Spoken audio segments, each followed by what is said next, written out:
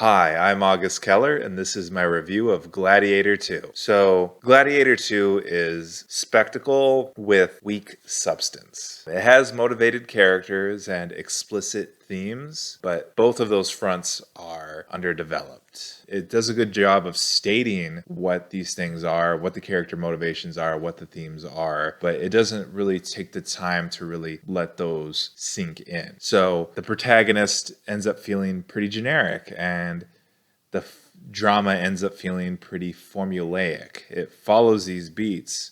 The first film, you could say those same things about the first film. The protagonist and the drama all feel kind of generic and formulaic, but the reason they work is because there's time spent with the character. We get to know Russell Crowe's character and get to feel his feelings. So when things start happening, it feels more like classic than formulaic. Here we don't get enough of that, so it kind of feels like it's going through the motions. The story is very plot heavy. It spends a lot of time on like political maneuvering, which can be interesting. I like that kind of thing personally. Like it can be very complex. I mean, that's what makes Game of Thrones interesting, right? But that complex quality becomes fairly simplistic here because the weight isn't really earned. You know, when turning points happen in the movie, the climax, the conclusion, those big points in the movie, it just kind of feels like, there doesn't feel like there's a lot of like world behind it. Meanwhile, I think there's a lot of like tight connections to the first movie. I wasn't expecting it to be so tightly connected to the first film, and because it's so tightly connected, I feel like it feels kind of contrived, and it really highlights how this movie is kind of a retread because it's referencing a story that is very similar and done better. Despite all that, though, all the essentials of a script, all the pieces are here. There's the protagonist does have a motivation. The villain is interesting and motivated. Their conflict seems inevitable, and there are themes, and you could even say there's an arc that is earned. I wouldn't say earned enough, but it does all the things necessary to constitute an arc for sure. Plus, the acting is committed, and it's operatic. Mescal, I really like Mescal.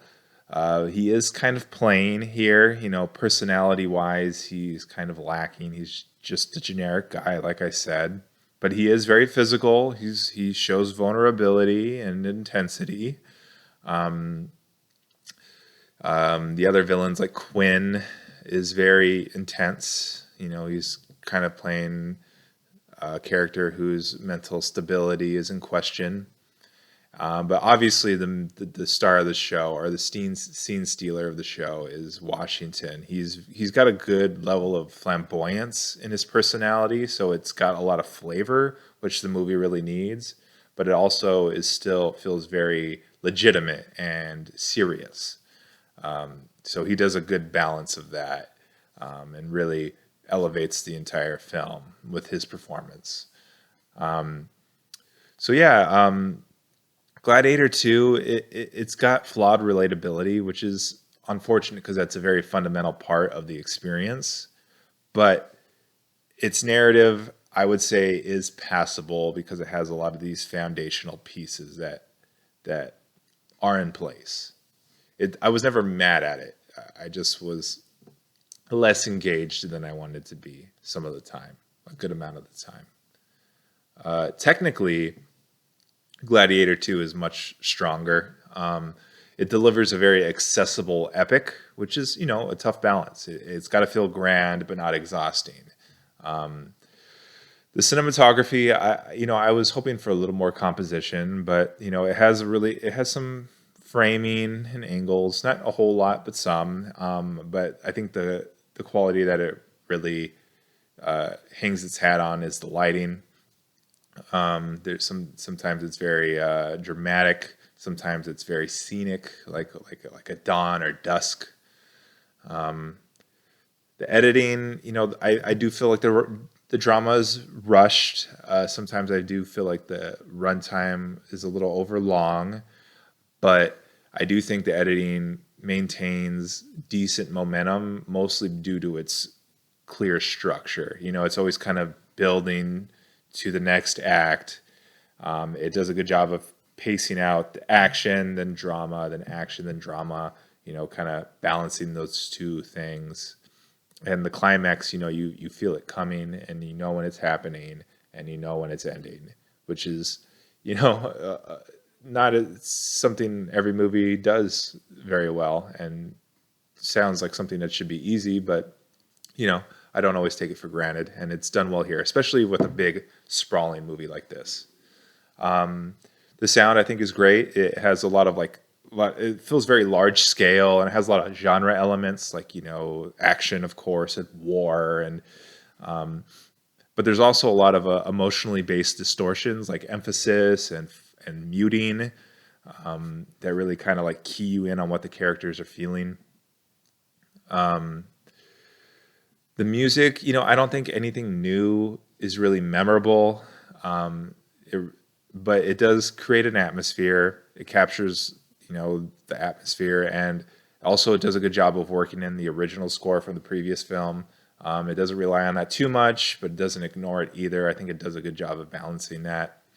The production design, of course, creates some world building and the era, and yeah, it feels grand for sure. So the production design is definitely doing a lot of work.